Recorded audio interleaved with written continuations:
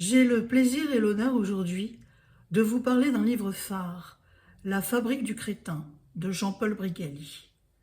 C'est un très beau titre, je veux dire un titre extrêmement efficace, en ce qu'il fait choc, attise la curiosité et aussi, et surtout, parce qu'il annonce parfaitement la couleur. Parfaitement et tristement, d'ailleurs, faut-il ajouter. Jean-Paul Brigalli, né avant ce qu'on appelle, à tort, comme je vais l'expliquer, l'effondrement scolaire, a pu bénéficier justement d'un enseignement digne de ce nom, comme on n'en fait plus. Et, bien qu'issu d'une famille modeste et d'origine étrangère, il a été à l'école normale supérieure et a enseigné le français durant 45 années. Si je mentionne cela, c'est pour deux raisons. La première, c'est pour illustrer qu'un cas comme le sien, aujourd'hui, n'aurait pu se produire. Un enseignement digne de ce nom ne se fait plus que dans un établissement privé de renom, que tout le monde non seulement ne peut pas payer à ses enfants, mais dont tout le monde même ne connaît pas l'existence. La deuxième raison, c'est que, quand on est issu d'une famille modeste et d'origine étrangère, on ne détient pas les codes culturels qui permettent de s'introduire dans la course, tout simplement. Codes que l'enseignement, avant ce qu'on appelle à tort, je le rappelle, l'effondrement scolaire, était transmis par les maîtres et les maîtresses, les professeurs. Ceux-ci pouvaient transmettre l'enseignement digne de ce nom et les codes culturels parce que ceux-ci étaient encore de rigueur et parce qu'aussi, et cela va de pair, les élèves se taisaient, écoutaient, prenaient des notes et accédaient au savoir. Savoir, c'est pouvoir. C'est un précepte bourgeois que la bourgeoisie n'a jamais oublié. Le savoir est donc une denrée des plus précieuses qu'on ne dispense pas à l'aveuglette ni à n'importe qui. Cela aussi, il faut le savoir. Amoureux de la littérature et du français, avec la passion de l'enseignement chevillée au corps, d'un esprit aiguisé et d'un tempérament fait d'opiniâtreté et de courage, car il en faut du courage pour s'attaquer à l'un des bastions les plus solides de l'État, il a pu analyser avec justesse ce qu'il s'est passé depuis des décennies et qui a contribué à la ruine et à la dislocation d'une culture. Et j'en arrive donc à cela, La fabrique du crétin, sous-titré Vers l'apocalypse scolaire, qui est paru en 2022. En 2005, Brigalli avait déjà commencé à nous alerter avec un ouvrage sur le même sujet, intitulé La fabrique du crétin, qui avait pour sous-titre La mort programmée de l'école. De 2005 à 2022, les choses ne se sont pas améliorées, bien au contraire. Nous sommes en chute libre. Mais les chutes ne conduisent jamais à la liberté. Et cette chute-là, en l'occurrence de l'école, n'est pas libre du tout.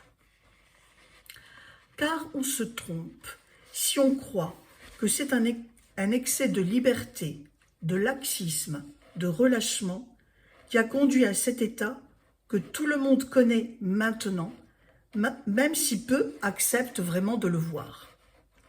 Que les gens ne savent plus lire, ils annonnent. Que les gens ne savent plus penser, ils répètent des slogans.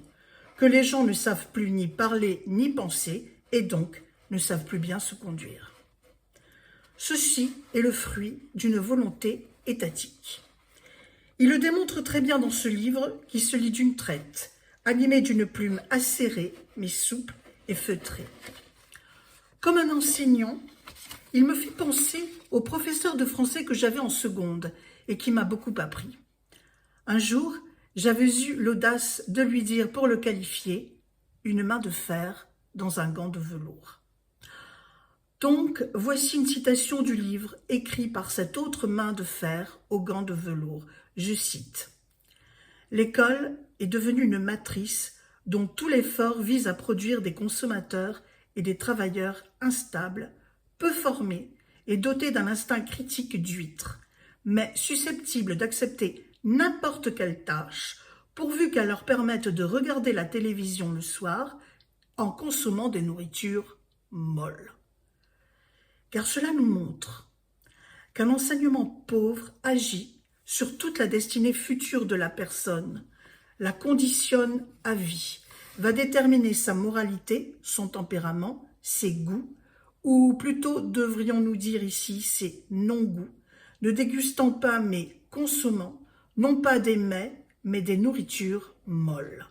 Nourriture molle qui évoque les esprits lents et mous, des êtres sans muscles, sans tonus, décérébrés et sans élan vital. Mais pourquoi?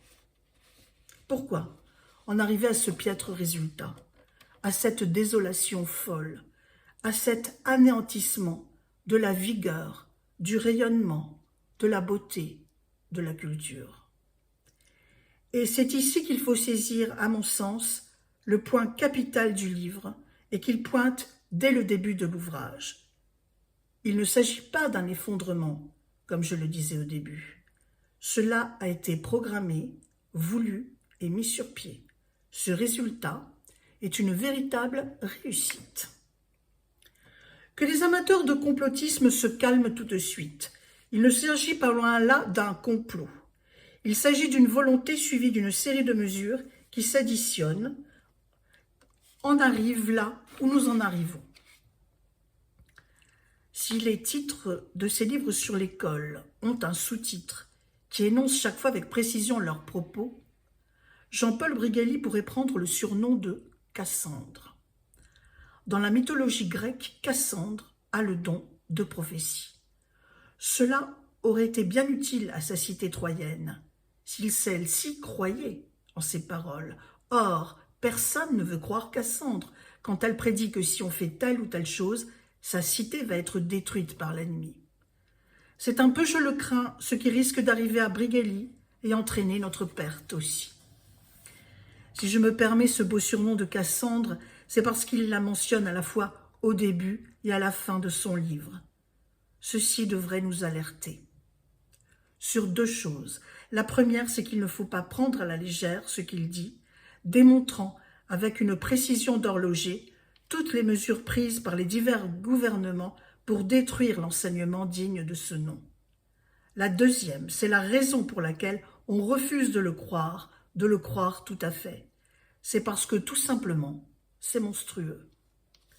C'est sur ce point précisément qu'il faut insister. C'est que jamais le gouvernement n'a voulu le bien des petits quant à ce qui concerne l'école.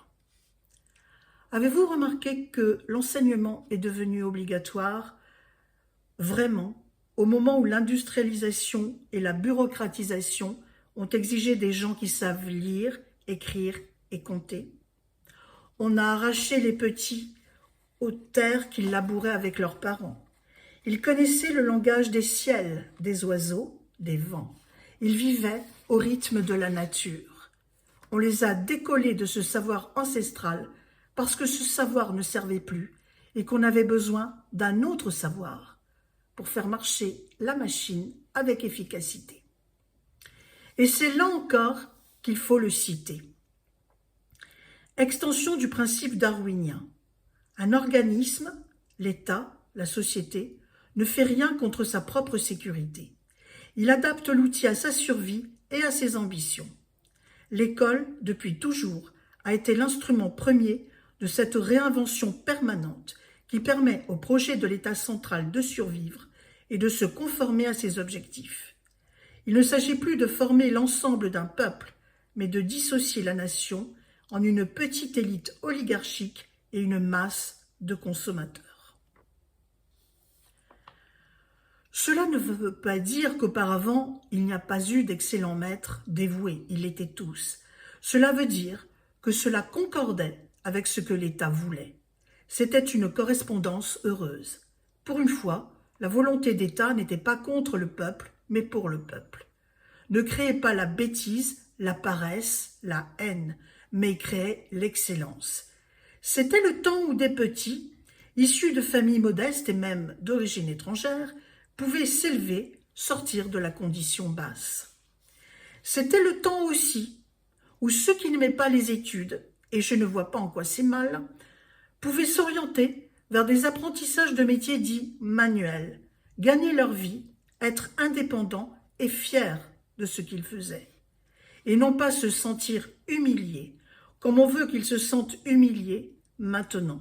Parce qu'à n'importe quel abruti qui va chauffer les bancs des universités, on fait croire qu'il est un savant, alors que c'est un âne batté, puisqu'il n'y a plus d'enseignement digne de ce nom et que les diplômes sont démonétisés. C'est énervant qu'on ait programmé de ne plus apprendre le français, de dire « voilà, maintenant la société a besoin de crétins ». On va donc recruter des pédagogistes, quel vilain mot.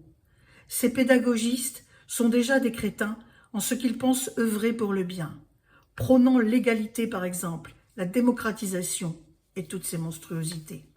Parce que c'est prouvé par des statistiques officielles, il n'y a presque plus de gens de situation modeste qui accèdent aux grandes écoles. Ce sont les enfants des bourgeois qui y accèdent, parce que les pédagogistes, aussi crétins soient-ils, ne le sont pas suffisamment pour croire vraiment à leur baliverne.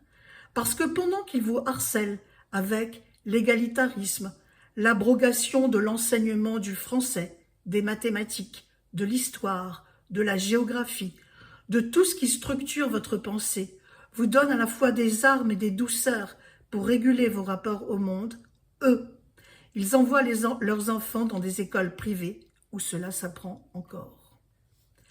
C'est un entre-soi, c'est incestuel, cela ne peut aller qu'au pourrissement. Et le niveau des élites s'effondre aussi.